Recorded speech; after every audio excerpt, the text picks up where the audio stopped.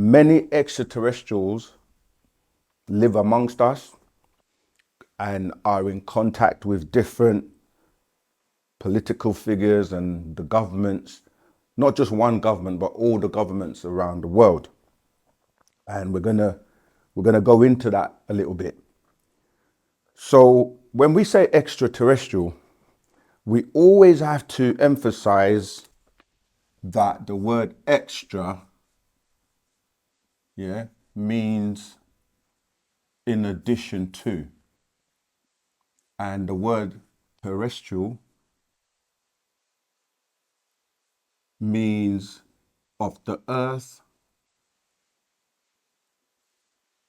down here, and the opposite to terrestrial is going to be celestial. Okay. And remember that you should always do your own research. Use etymology to research words, because words don't just pop up. A word is created, it relates to a situation, has a meaning, and over time that word can evolve and change.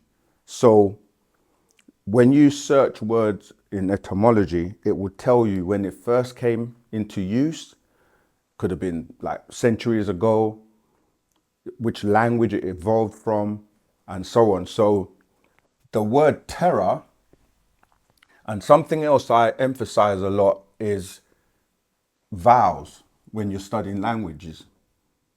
Yeah, A, E, O, I, and U. This is also very important when we're dealing with languages and dealing with words and trying to get to the bottom of where a word comes from and what does it mean. There was a song actually years ago called A-E-I-O-U. The first three, A, E, O, form the roots of many words and languages, especially the A. And in our culture, A-E-O is the ancient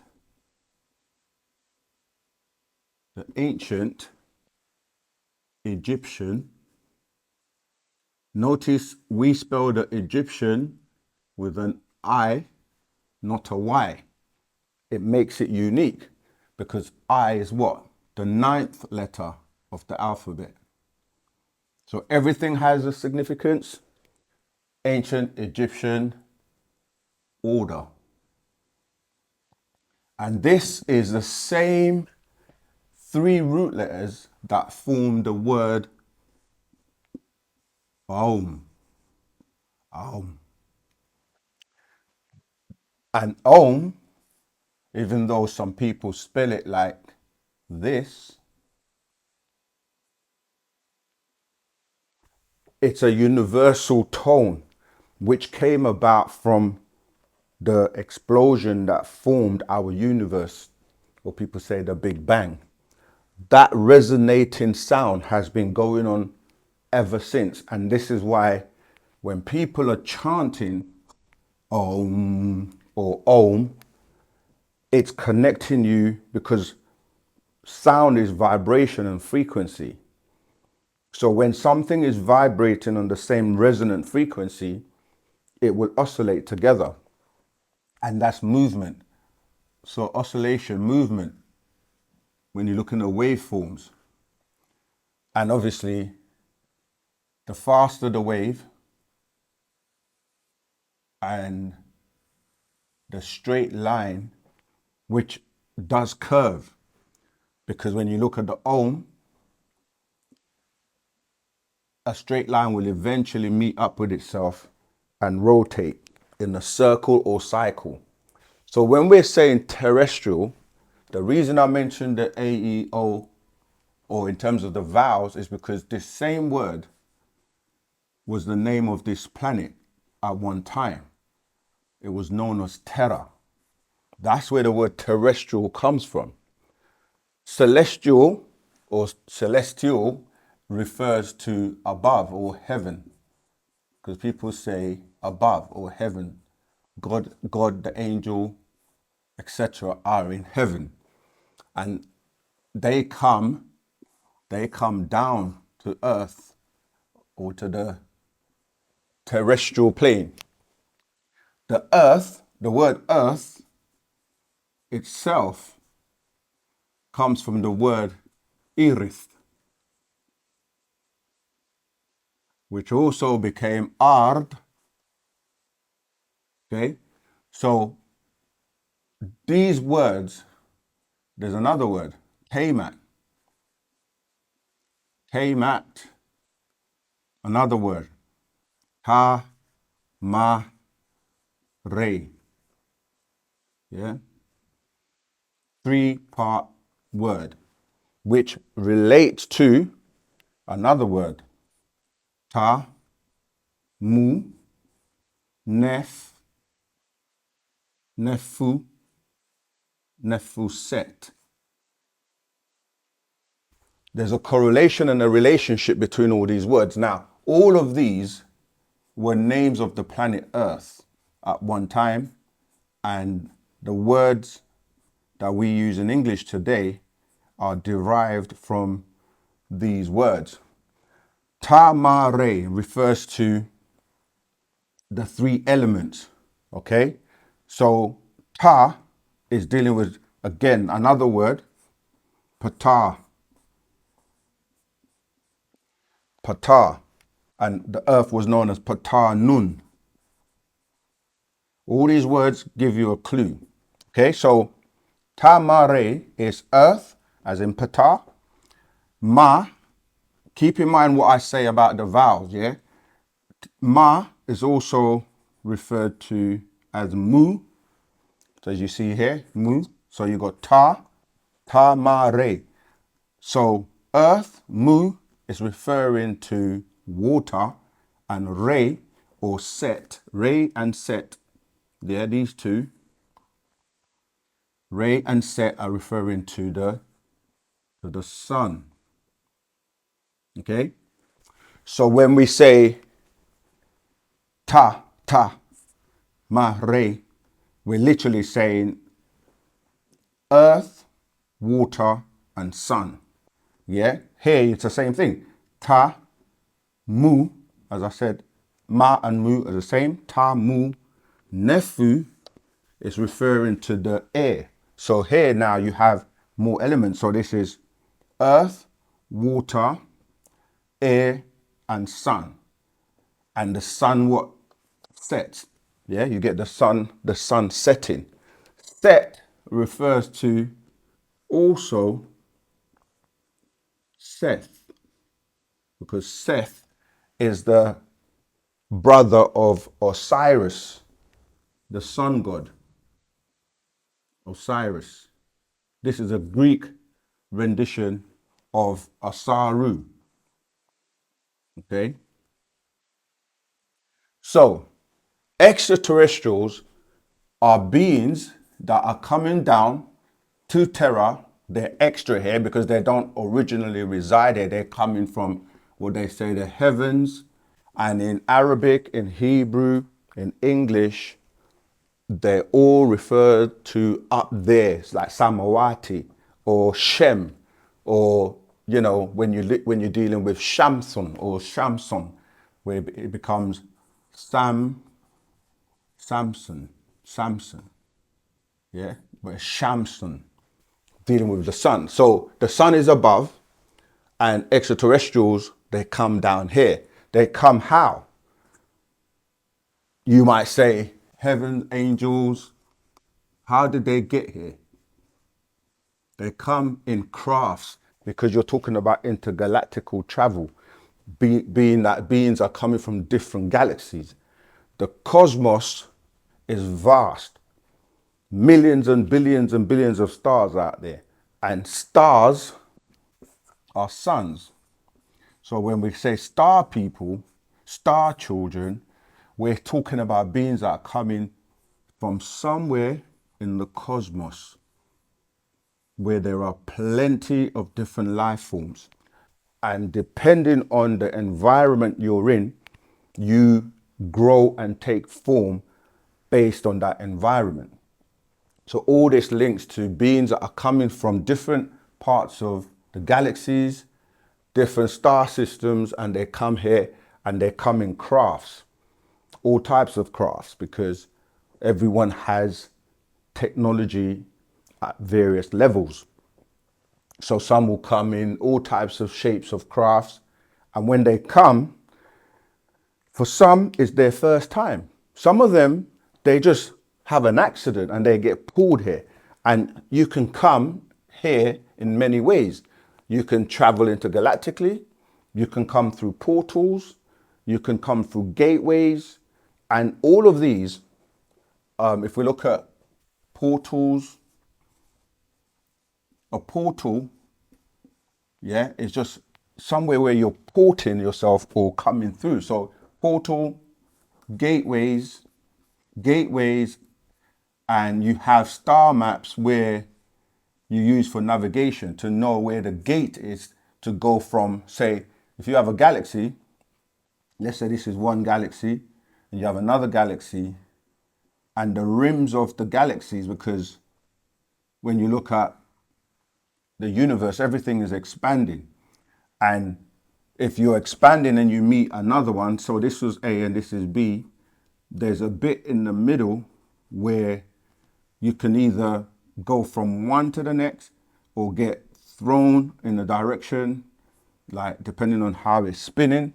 So you could literally end up in any dimension where beings exist and they behave differently. Okay? So when they come here, sometimes they might have an accident where the electromagnetic field is able to pull their crafts when they get to this atmosphere, because some of these crafts have to adapt to the environment they're in. And they are so advanced that they can actually transform into an aerodynamic craft when they get to this atmosphere. Because if you don't have the composition of being able to use locomotion, yeah, remember the word motion, locomotion, right? Or as we say, emotion, emotion, because it's all about motion, it's all about movement, as in I said here, vibration, right? Everything here moves, it has to. That's the laws of nature. And that's another thing. Depending on the environment, there are laws that govern that atmosphere and that environment. And the law here in the three-dimensional world is that you need to have a vehicle to navigate and move in motion, locomotion, or energy in motion. You need to be able to move here. This is why we have the physical skin suit to be more dense so that you can navigate this area. So when beings come here, there are some crafts that will morph. That's how advanced the technology is. But when you come, if it's not your first time here, you may know who to go to. And the people in charge are the people that these extraterrestrials will normally go to, because they may want something or need to negotiate or need to give a message over to someone, like, you guys need to stop doing this because it's having an effect on where we live or where we come from. Because although things are separated by way of their density, they're all still connected. So sometimes what we're doing here on our planet, the planet itself is a living entity. It has an aura, energy field, it has ley lines, and some of these extraterrestrials, they come here to utilize the energy on our planet Earth. So when you come here, you may want to go to someone who's in charge, yeah? And that's what happens. So they will come and they will go to like the prime ministers, the presidents, and the people in charge. So the question was asked, which type of extraterrestrials are contacting different political figures? And I'm coming out of the scroll Shambhala and Agartha, cities within the earth. And the answer was given by the master teacher, Partner Babyanun. There are different beings contacting humans on different levels. The Europeans are seeing Nordics, who are blonde-haired, blue-eyed beings. So that's when we talk about the ones that were in contact with Hitler, yeah, the Nordics, and the Aldebaran, or people from the Ashtar command. Okay, so this is who the master is referring to. The Europeans are seeing Nordics, who are blonde-haired, blue-eyed beings. Americans are being invaded by 3 feet tall greys, and the Italians are seeing 6 feet tall scaly reptilians. Although people are seeing different kinds of beings, one thing is clear: there are most definitely here. Question: what do the reptile type extraterrestrials look like? Answer: they come in all forms. Some are human in shape.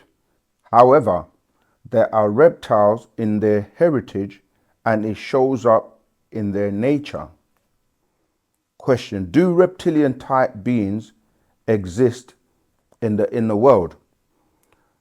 The inner world being Shambhala and Agartha. Answer: most definitely. There are 16 different type of reptilians. Of course, now we have more.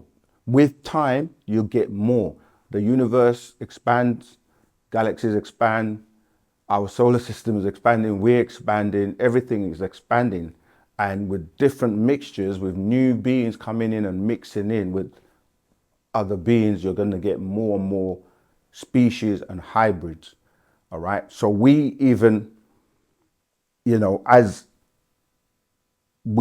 a being cannot copulate or produce an offspring with another being if they're incompatible in terms of their chromosomes. So yeah, there are different species and more every day.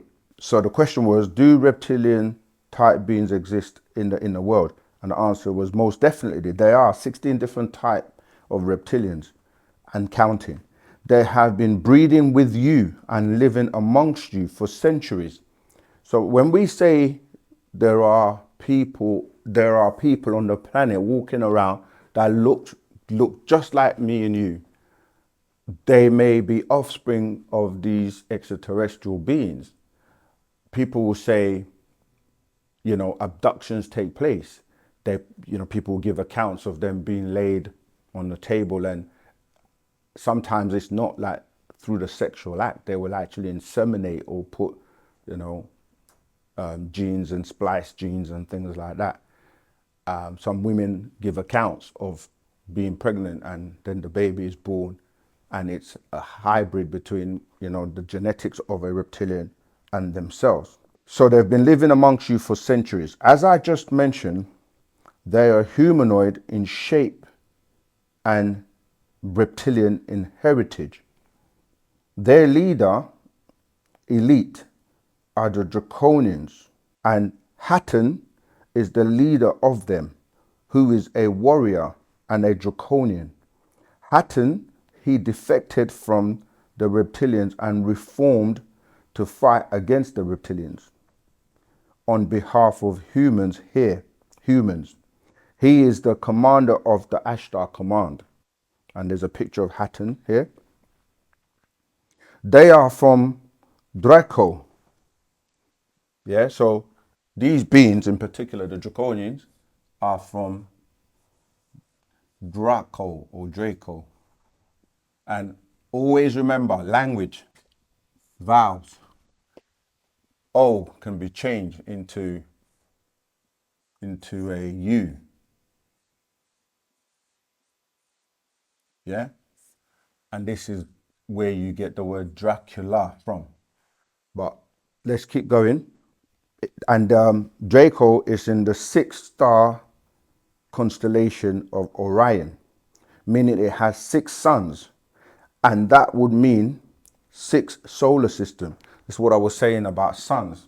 The suns are the main source of energy and life on planets. In our solar system, we have one sun. Yeah, so we have one major sun, and then we have our various planets in different positions. And ours is the third one, yeah, from the sun. And then you rotate around the sun. In other places, you have more than one sun, like where the master teacher Panda Babyanun comes from, where it's risk, where you have 3 suns, arranged like that. So, a planet here, its rotation may be like it will go, let's say, like this in its rotation. Yeah, so it will go from here through the 3 suns, and that's its orbit. In ours, we just go around. So depending on the star system that you come from, things behave and act differently. With many kinds of life forms, right? These reptilians stand from 8 feet down to 6 feet in height, with dark green scaly skin. Some of them exceed that height of 8 feet. Like we say, if you look at tall people, when someone's like 6 foot, we say, oh, you're tall. But you got basketball players that are like 7 foot, and then here saying some of them exceed 8 feet, some to 9 feet tall. Their eyes are cat-like and large. They have twin nostrils at the end of a short, stubby muscle. They are mostly meat eaters. The mouth is more like a slit, and they have teeth which are differentiated into incisors, canines, and molars. They speak in a whisper with a hissing sound. See, again, that whisper and hissing sound is where you get the S from. Yeah, the S. Because the S actually represents snake. Because a snake is a type of reptile or reptilian. And that snake is where they got the word, the hiss. When you say S, you hear the hiss. Okay?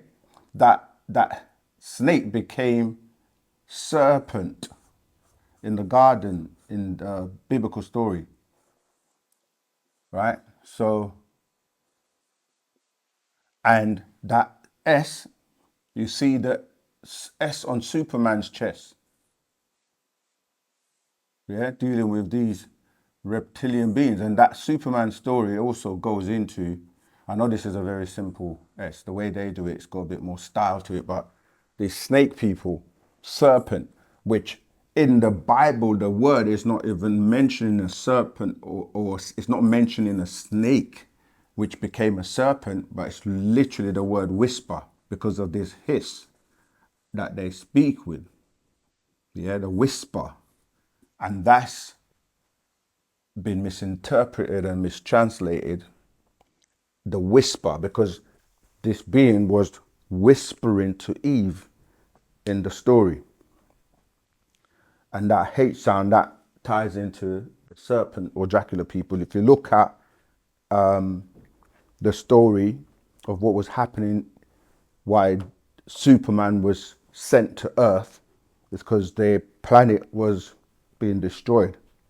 So there are pictures of species of reptilians here, and even when you look at the that 6-star constellation in Orion, you see the pictogram. It looks like a snake. Let's keep going. So it says, there are the remains of a woman who was nearly 8 feet tall with spinal buttons, implying she had a tail another reptilian trait, right? So reptilians have a tail. And in today, you see that ties into the human with the coccyx that comes out at the base of your spine. Not to mention, other skeletons in the area had horned skulls, pointed jawbones, and double rows of teeth. How do they manage to survive on Earth? Answer: the reptilians originally could only stay out of water for only 3 hours. Now they can stay out of the waters for 6 to 8 hours and retreat back to water only at night. The reptilians have no hair on their bodies, just as a frog or snake doesn't. They are called the serpent people, and they have an amber glow around their heads. When they get excited, they have a pear-shaped face and glowing yellow to red eyes. Reptilians and other types of beings have underwater bases and have been living there for centuries.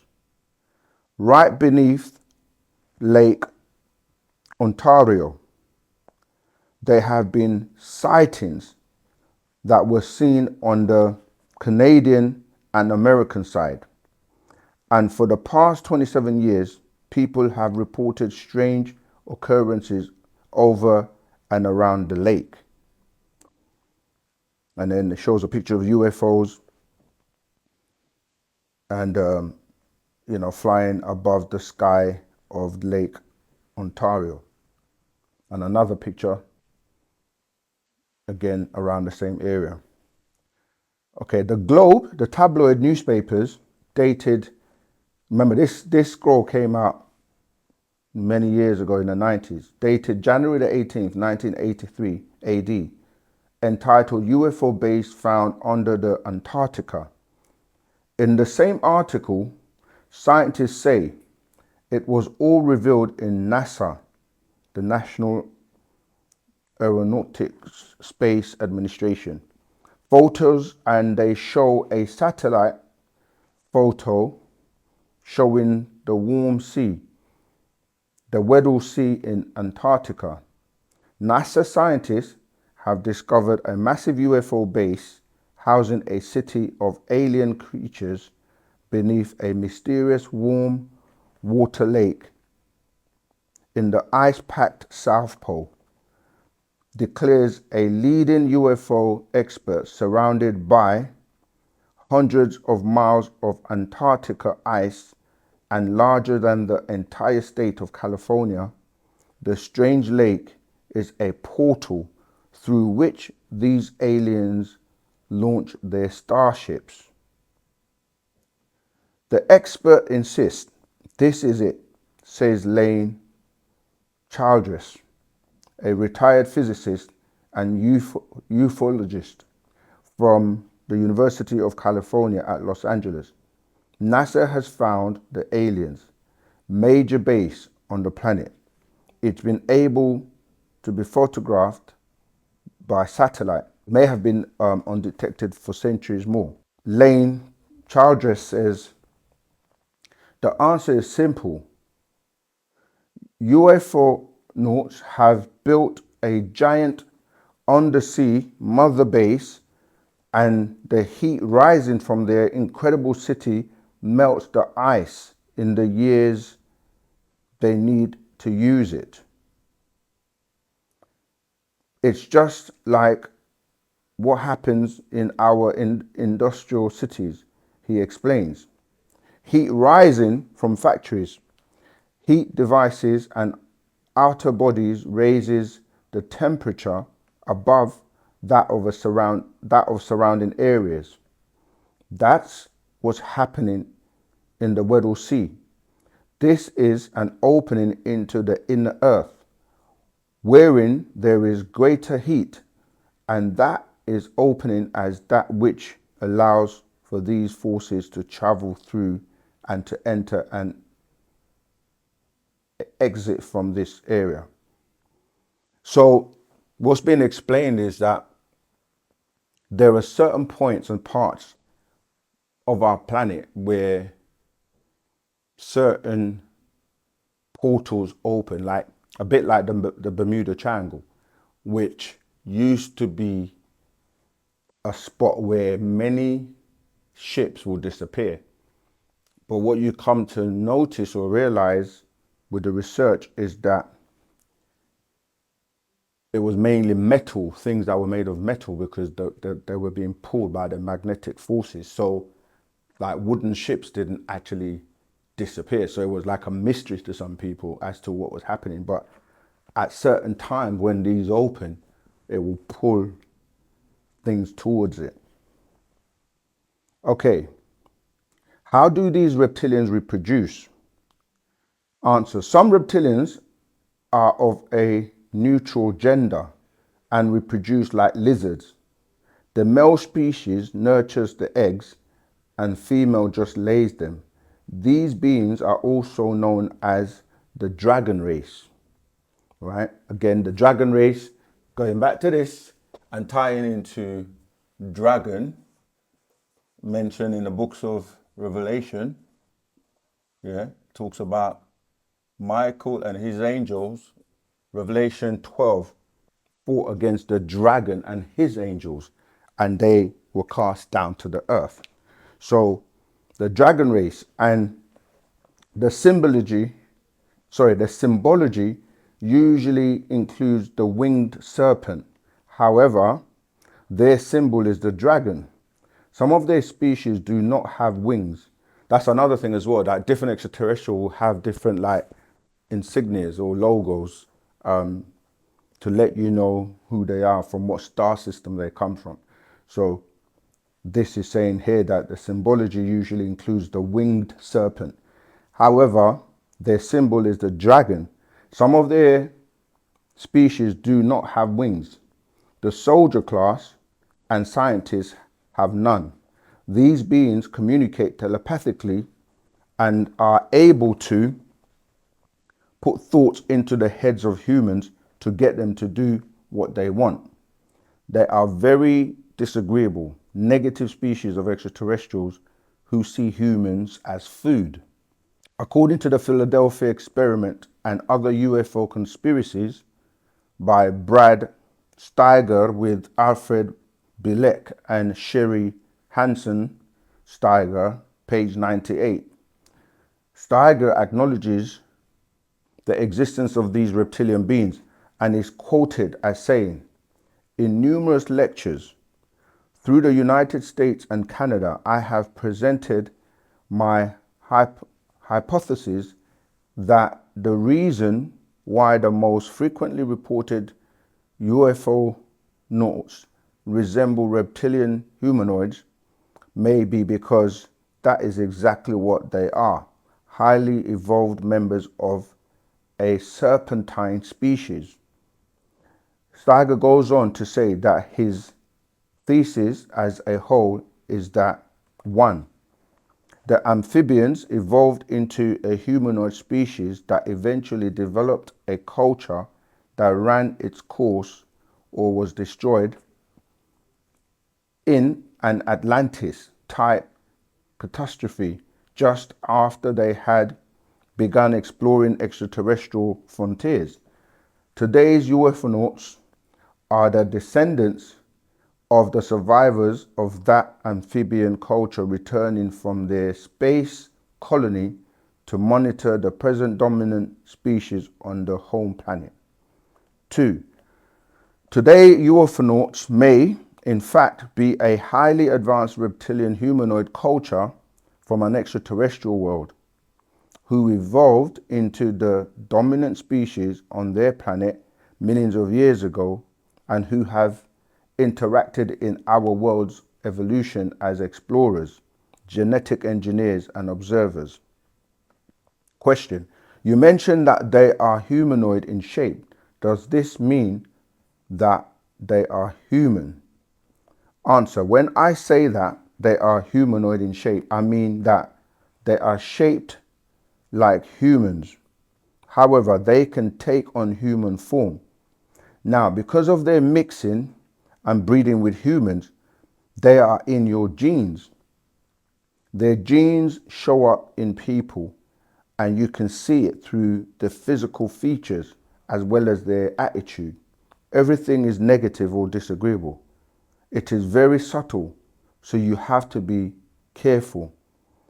A very common physical feature of or trait of reptilians that is showing up more and more in Nubians is the back of their heads. The back of the head is flat, or what is termed slope head. Another defect from mixing with reptilian is puffy fingertips and long nails and webbed hands. Many skin diseases come from mixing with extraterrestrials. The skin disorder, such as eczema, is from mixing the genes with the reptilians. In extreme cases, is very dry, scaly skin that looks like leather. Everybody has scales. When you don't put on oil or lotion, you easily see the flakes on your skin. It is what you call ash. Then, in subtle ways, you admit or call each other reptiles. For instance, when you get mad, you say, "I'll cut your throat, you snake." Or when someone deceives you, you immediately call them a snake in the grass. And then you see the picture of our hands where you still see webs in between your fingers like this, but obviously they've retracted somewhat. But if you were to fill in the gaps, you would literally see the web shape. Let me see if I can try and draw it. So yeah, if I use my hand, it'll be easier to do it like this, right?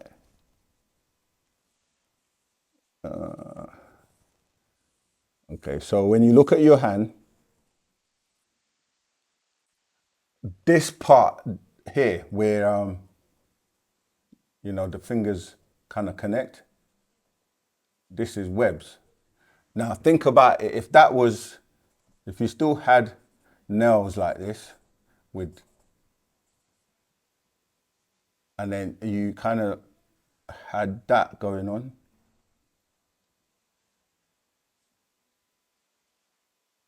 you see, you can see the webs, right? And that's because we have that genetic mix with reptilians. Okay. Then there are even more extreme cases where there are serious hereditary skin disorders, such as the one pictured below. These children live in Jalna, India. Many people claim that the skin disorder was a curse because their father, who is a truck driver, ran over and killed an 8-foot python that was stretched across the road. Some people even blamed the disease on the parents because they are first cousins. Doctors in India claim that they don't know what or where the skin disorder comes from. The name of this disorder is, look, I'm going to have to spell this one, ichthyosis. ICTHYOSIS.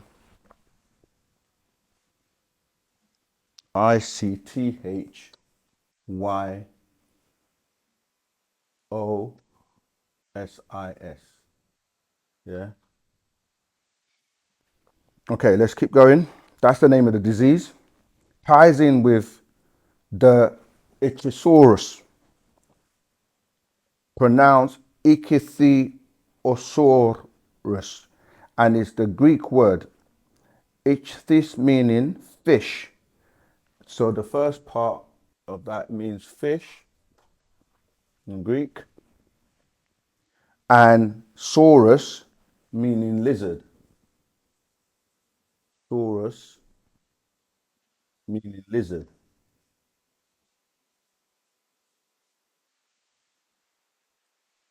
It was one of a group of highly aquatic reptiles that inhabited the Mesozoic oceans from mid Triassic time, about 210 million years ago, until late in the Cretaceous period, 65 million years ago. The name fish lizard or fish reptile is most appropriate, considering the fish-like form-shaped snout, large eyes, and streamlined head of those reptiles. This is further proof that the East Indians were tied in with the reptilians, and this is further proof of humans having evolved from different life forms. This skin disorder is found all over the world. It's not merely a disease, it is a genetic inheritance from involvement with the reptilians. These children suffer from painful itching skin. Their skin is scaly and dry, and it's constantly peeling. The skin around their eyes peels, which makes their eyes tear all of the time and can cause blindness. Doctors don't have the slightest idea where this comes from or what causes it. This goes to show you that extraterrestrials have been mixing in your genes, and because your genetic makeup may not be compatible with theirs, you end up with all sorts of unexplainable diseases and disorders, such as the case of a tribe in Zimbabwe, South Africa, called the ostrich people. It is believed that the ostrich people are descendants of extraterrestrial beings who crashed in Zimbabwe about 200 years ago. They are about 100 in number, and when they give birth to children, they are born with the same two-toed feet. The ostrich people have a ceremony that they celebrate in recognition of their extraterrestrial ancestors.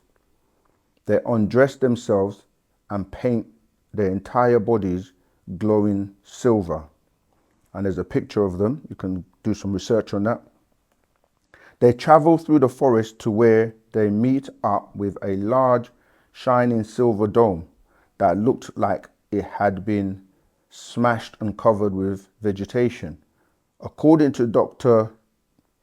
Ethin Chanable, the explorer who discovered them, says that the tribe began dancing wildly around it and singing songs to their ancestors from the sky. The dome was like nothing of this earth.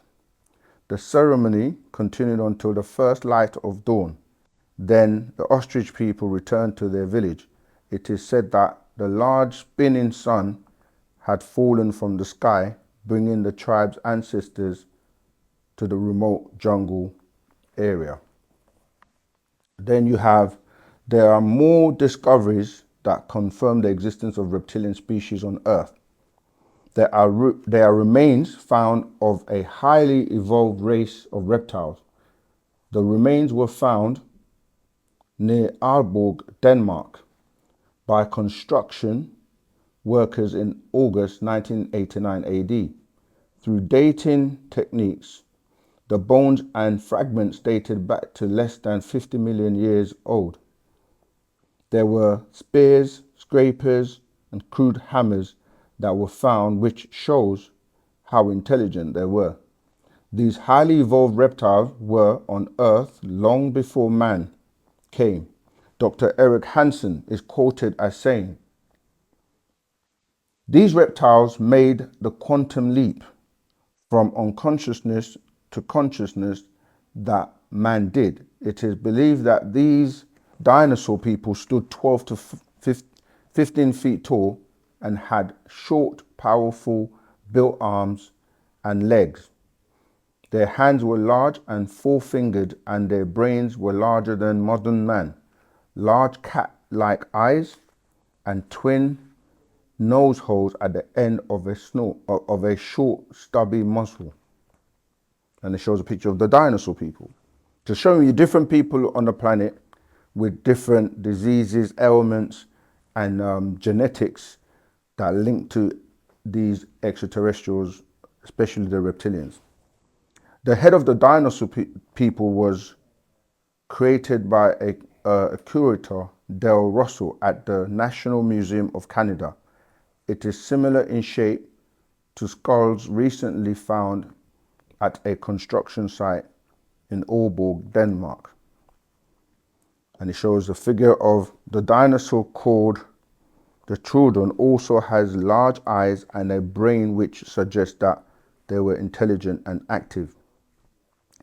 A sighting occurred near a swamp in June 1988 AD when a 17-year-old young man named Christopher Davis was changing his tire near Scrape or Swamp. He was approached by a 7-foot tall scaly monster with glowing red eyes, which is much like the description of a reptilian, and most people don't even know that these beings exist. He jumped into his car, a Toyota, just as the creature grabbed the handle of the door. However, he managed to shake the creature loose. Then again, 1 month later, in July, Mary Way reported her car, Ford Ltd, had been scratched and clawed near the same swamp. This story was published in the Times magazine, August 1988 AD. This picture was taken from the Italian magazine UFO Scienza.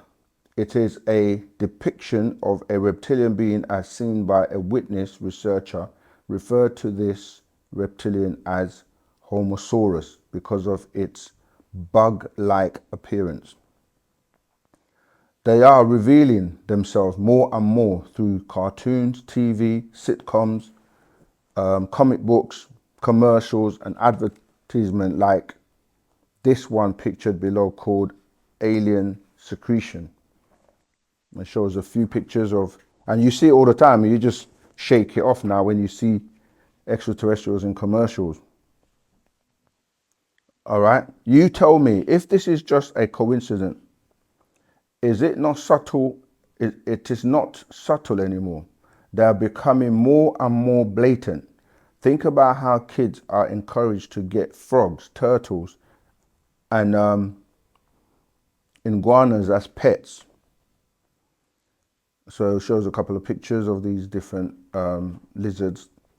Yes, some of the stories that you have heard are often made to sound like fables. However, some of them do have their truths. Robert Dickoff, author of the book Agatha, wrote about reptilians and the subterranean world. According to Dickoff, an ancient city beneath Central Asia called Agatha was at one time inhabited by the serpent or lizard people. It was discovered that their creatures were utilizing black witchcraft to control the minds of those on the surface. And as a result of this, an Asian prince led an army of humans into the tunnel. And after an intense battle, the reptilians were driven from Agatha. And from that point on, it became the domain of the humans. Several ancient races, in fact, believed in the existence of an underworld inhabited by serpent-like beings, possessed with supernatural powers. Many worshipped these creatures. Human sacrifices were even offered to an attempt to satisfy and please these gods. Shrines and temples were often built over or near caverns, which were thought to be openings to the underworld. I mean, I'm going to skip a bit, but there's so much information, but I want to jump to give you a bit more information on these beings. So let's take a closer look at this. If you were to see a serpent or a snake wrapped around a tree, right? This is talking about the serpent in the garden, talking to you. You wouldn't stand there and have a discussion with a serpent unless that was normal. It is hard for humans to communicate with anything that looks outside of what you look like. Not even Eve's curiosity would have made her stay and talk to or listen to the whispers of a talking snake. Therefore, he must have been a man or resembled a man in some kind of way. All of these things are right in your Bible or Quran. It is just a matter of knowing how to decipher them, to know exactly what you are reading. Like I said earlier, the reptilians have implanted themselves into every culture and even in your holy Bible and the Holy Quran. Question: are the Luciferians the same as the reptilians? Right? We've got a scroll called the Luciferian Conspiracy. You should get hold of that. Answer: the Luciferians come out of a group of extraterrestrial beings called the Yahwehs, sometimes called the Jehovahs. The Luciferians, see, this is why when we explain to people that when you're using words like Yahweh and Jehovah, these are actually names of extraterrestrials that have become a part of the stories you're reading in the Bible, but you have been led to believe that this is the name of God. The Luciferians would interfere with the beings on earth here and pass themselves off as gods. The Luciferians and the Yahwehians, they work together at one time to conquer certain portions of the planet. The Luciferians have been trying to gain control over the planet for thousands of years, and that's why the Intergalactic Confederation quarantined the planet. And this is the most important part to take from today's reading, right? If enough entities were looking for freedom from the control of the Luciferians, the Intergalactic Confederation would remove these forces from the earth.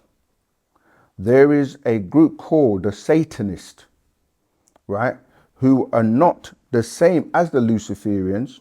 The Satanists are more sadistic than the Luciferians and are also called the Natas. That's important, right? They're called the Natas. Now look at this. Read, remember the S? Read Natas backwards. Would you get Satan? So these are all groups of people, like Satanists, they're actually groups of people. But people are led to believe that, there's one person who's the devil called Satan. But the group is called a Natas, all right? And they're worse than the Luciferians. Okay, so Natas, which is simply Satan spelt backwards. Satan equals Natas. And now you have young rap groups out there calling themselves Natas. They have been supplanted themselves in every face of life you can think of, and now they have you naming yourselves after them.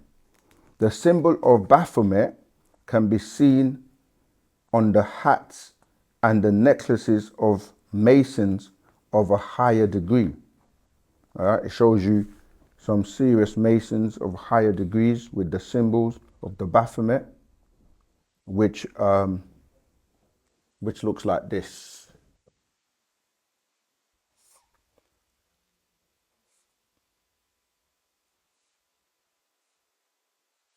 Like that. We'll show it to you properly.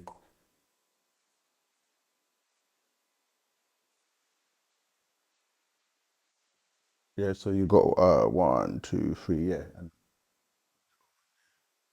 it looks like that. That's the Baphomet symbol. When you look at the Baphomet, you see the goat of Mendez as well.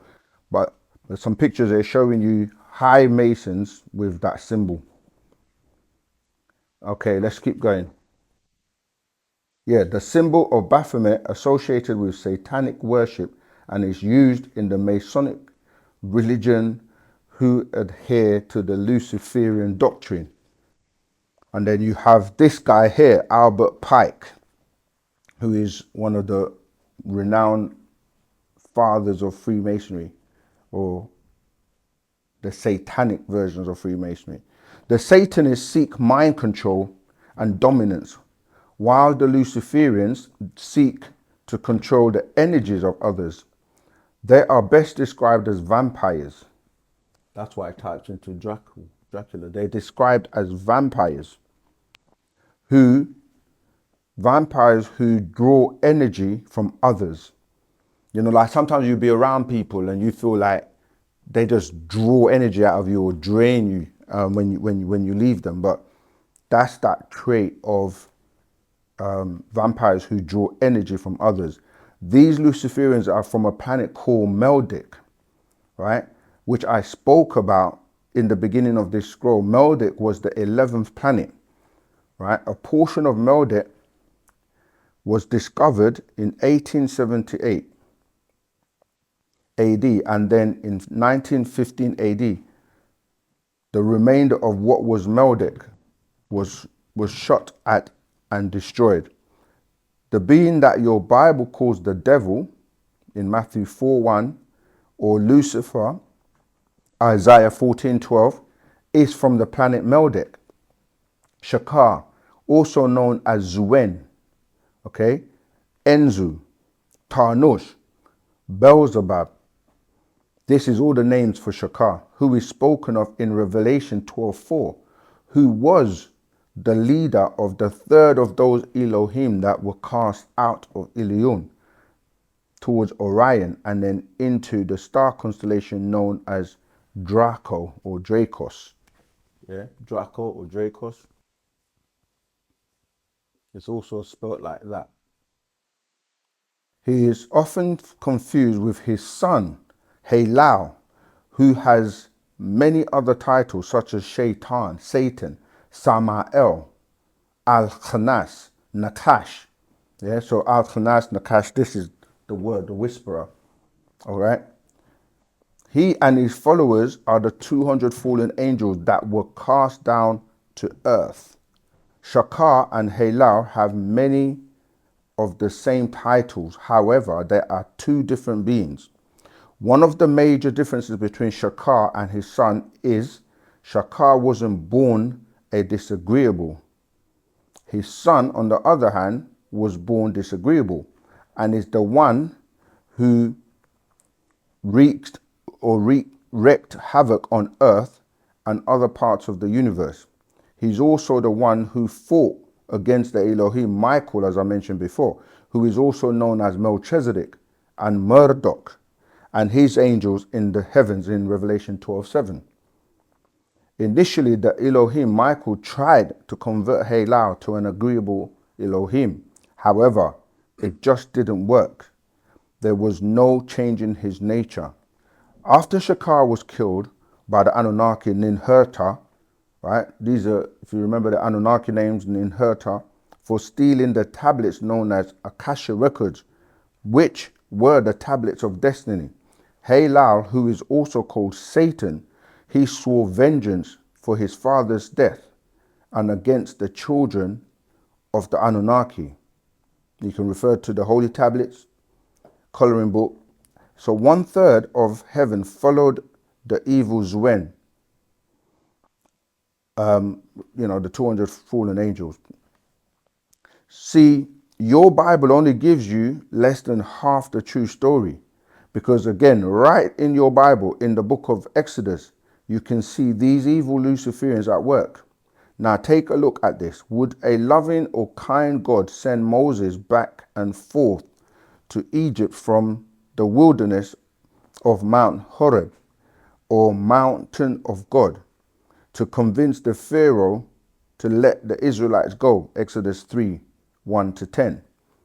And it wasn't like they had automobiles or airplanes or buses during that time. All traveling was done on foot or some beast that doesn't move 100 miles per hour. One trip there and back was enough. However, Moses was sent back and forth more than once, trying to free his people from their bondage. While these Luciferians were hardening the heart of the Pharaoh, they would run up ahead of Moses in their craft, harden Pharaoh's heart, Exodus 11:10. Before Moses arrived, Moses would plead with his brother Aaron threaten the Pharaoh and then have to go all the way back and tell God? The Pharaoh said no. They already knew because they were already on the other end playing around. What kind of God is that? Only an evil being will do that. The heart of the Pharaoh was hardened again by these Elohim, even after he had allowed the children of Israel to go free. Exodus 14:4. Why? This God makes the promise of follow me and you will have eternal life. And if you don't, hellfire is your destiny. In Exodus 15:3, it says, the Lord Yahweh is a man, or a man of war. That's very interesting. He's a man of war. And who has recently changed his department to the Department of War? Yeah, it tells him he's a man of war. And so it says in Exodus 15:3, it says, the Lord Yahweh is a man of war. Then if you look at the situation with the Israelites at the Red Sea, your loving, powerful Lord, the Yahweh, shouldn't have had to part the Red or Reed Sea. All he had to do was make things right between the Israelites and the Egyptians. Exodus 14:16. However, he chose the theatrical route. It seems he gets his kicks from watching the children of Israel, his servants, suffer. If this is Yahweh's idea of amusement, I'm quite sure Moses and the children of Israel didn't find it funny. This is how you know that the Lord Yahweh, or God of your Bible, is a disagreeable being. The planet has Luciferians and Yahwehians, and all of them are Elohim. They don't usually work together. However, they will come together if there are common interests. They were the original 24 elders. There were 12 ex-Luciferians, the dissatisfied, and the other 12 were agreeable. That's why you have 12 satisfied and 12 dissatisfied. The Luciferian extraterrestrials, the Rockefellers, and the Rothschilds are in fact part of the Illuminati. The Illuminati has no concern for race or religion. They have no other loyalty but to themselves, and you are mere pawns in the game of life to them. Question: who or what are the Illuminati? The original order of the Illuminati was founded in Spain by Ignatius Loyola, a founder of the Society of Jesus, the Jesuit order, and the Alhambras. The word Jesuit is the Latin word for Jesus. The Illuminati then moved to France, then over to Bavaria, which is the origin of the order in America. The order in America was founded by Adam Weishaupt. Yeah, the seal that is on the dollar of the United States is a symbol of the Illuminati, representing the eye of God. The Illuminati established 13 grand lodges in each one of the original colonies. That's the colonies of America, yeah?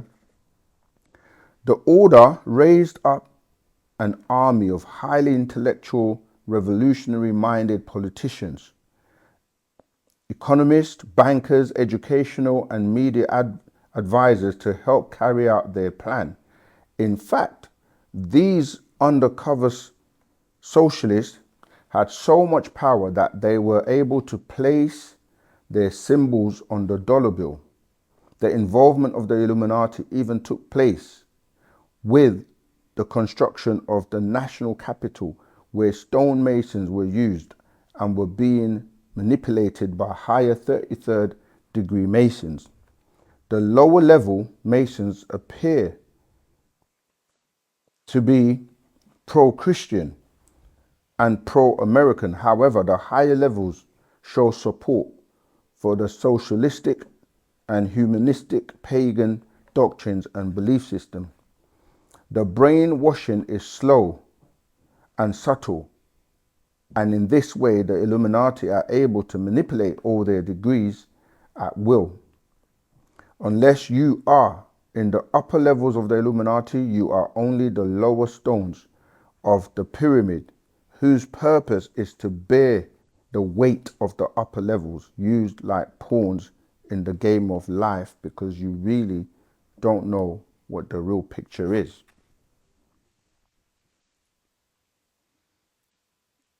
There are many people all over the world who are a part of the Illuminati organization. Many people of religious influence wouldn't have reached the height they have without some training by the Illuminati. And it says, refer to that scroll we have, Leviathan 666, edition number 15, and another one called the Secret Societies Unmasked. The Illuminati works for itself. It has no concern for any particular race, creed, movement, or nationality. It has Anglo-Saxons, Teutons, Slavs, Latins, Mongolians, Eskimos, Semites, etc.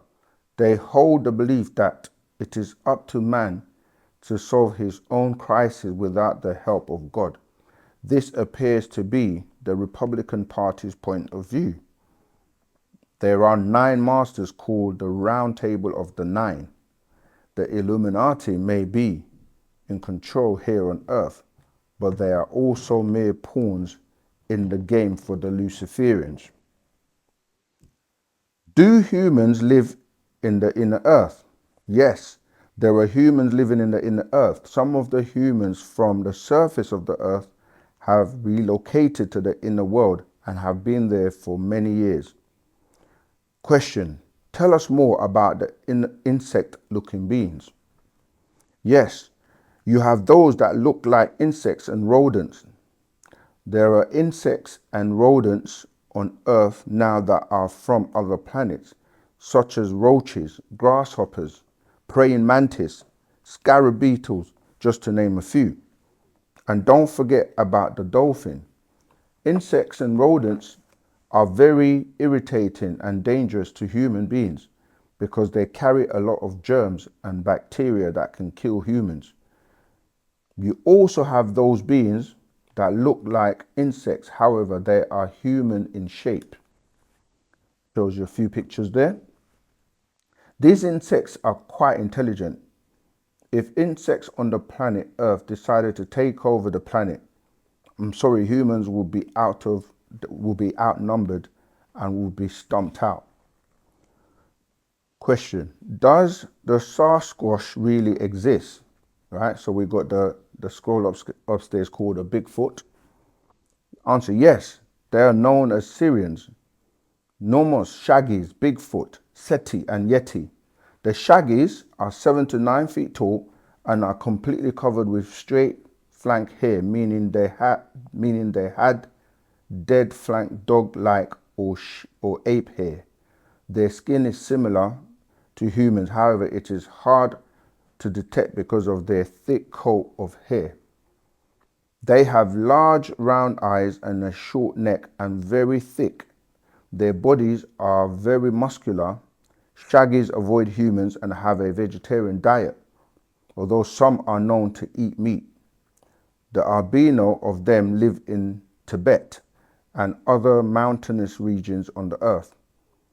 The brownish shaggies live in the woods of New York, and there are others that live in the swamps, like those of the Louisiana bayous. Question: how do the shaggies communicate? The superior race of them are telepathic, therefore they are able to dodge humans. In one instance, a man told of how he came in contact with Bigfoot, where they walked right up to their tents, but in the instance where they brought cameras to photograph them, they didn't make contact with them. They carry a foul odor. However, they are extremely intelligent. They grunt and roar and can speak. These shaggies lived like and had sex with other animals as well as human beings. They used to come back and forth from the Orion star constellation. to Earth to hunt dinosaurs and the other prehistoric animals. They also came after the Narians, who are an independent species of greys who came to Earth before them. When their star Sirius collapsed, their star was also Sirius B, which is actually a white dwarf star, very small, and is a twin star to Sirius because of their rotation around each other. If you keep reading the rest of the scroll, Shambhala and Agartha, cities within the earth, you see the different encounters from different people, different findings, many different extraterrestrials. Even it goes to breaking down what took place in Roswell, the mutilations,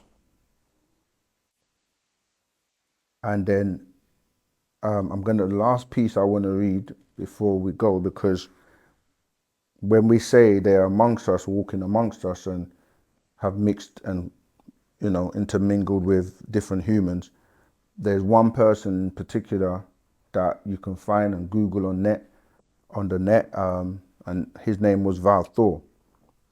So it says, question, you spoke of beings from Venus earlier. Have they ever come to Earth?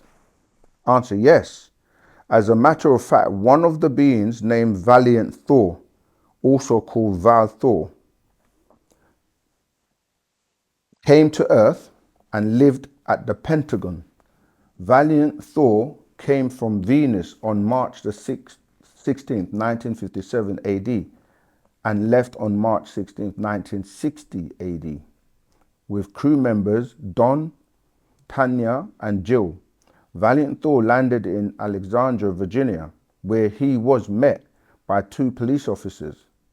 He was put in the back seat of the police car and was escorted to Washington, D.C., and met by the Secretary of Defense, along with 6 of his staff members. When he came to Earth, he spoke to Dwight David Eisenhower, who was president at that time, and Vice President Richard Nixon. Valiant Thor liked Nixon because he appeared to be very sharp and quick-witted. The Venerians are responsible for all of the venereal diseases on Earth. Do you see the connection? Venerians, venereal. The name Val Thor comes from the ancient Greek god Thor, who was the god of lightning, that are trying to mix in with humans like the Ashtar command, so that they may have a more human-like appearance. And there's a picture of Val Thor here, and his crew members, Jill and Tanya. He was capable of reading minds, had supernatural power, clairvoyance, and telepathy. What struck most people as strange about Valiant Thor was he didn't have any fingerprints and was able to dematerialize or make himself invisible. While he was here, he warned humans of the self-destructive path they were on. There were certain individuals that he warned, like Robert Bobby Kennedy, to be careful because there was a plot to kill him. It is obvious he didn't listen. Question, with all of the many different kinds of beings living in the inner earth, have there ever been any wars? Answer, yes, there are wars going on right now between the troglodytes, cave dwellers, that live in the inner earth, and the troglodytes that come and visit from Zeta Reticuli. There are also 2 major groups of reptilians fighting for the planet. They are fighting outside of the earth, and you can see the lights, which are weapons being fired at each other in the sky. There are Star Wars going on as we speak. This is what former President Ronald Reagan was talking about when he made the Star Wars program. The program was supposed to have been putting missiles in space just in case the Russians were to attack. However, that was not it all. He knew that the day would come when the earth would have to defend itself from extraterrestrial beings, and they've been knowing it since the 1940s. Last part I'm going to read. It says, every president since Dwight D. Eisenhower has known about extraterrestrials and UFOs coming to this planet. Now, it shows pictures of former Presidents Ronald Reagan, Dwight Eisenhower, and Mikhail Gorbachev of Russia. Last part, why do they want the planet Earth? Answer, your planet is full of resources and it is conducive to many life forms in the universe. Some beings want to live here on the planet and others want to use some of the natural resources here and return to their planet. In order to achieve this, they intend to eliminate 75% of the world's population. Their plan was to use AIDS to destroy sexually promiscuous people and to use drugs, music, wars, alcohol, recreation, meaning recreation, to sedate you all, with all to have to do it. To sedate you with all you have to do is look around and you can see that the plan is already in effect. The fastest way to get rid of you is through your emotions. As I mentioned earlier, emotions are simply energy in motion or energy in motion. Emotions become dangerous when they become motion.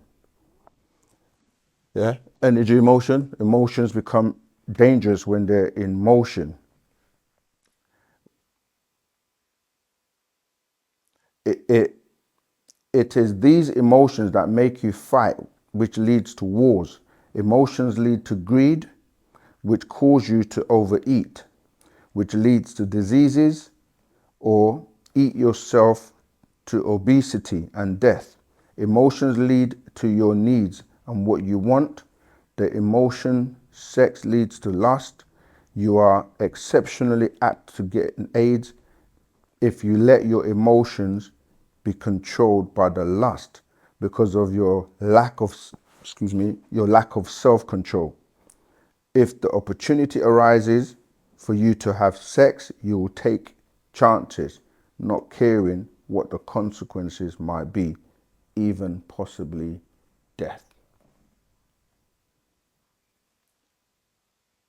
Okay, so that's telling you about extraterrestrials, how they have been on this planet for ages and have mixed in, lived with us, spoken with most of the political powers and people in government and in control. So yeah, this is something that is known, and today you're seeing more and more evidence with many people now exposing aliens. But this book goes back, as I said, to the 1990s.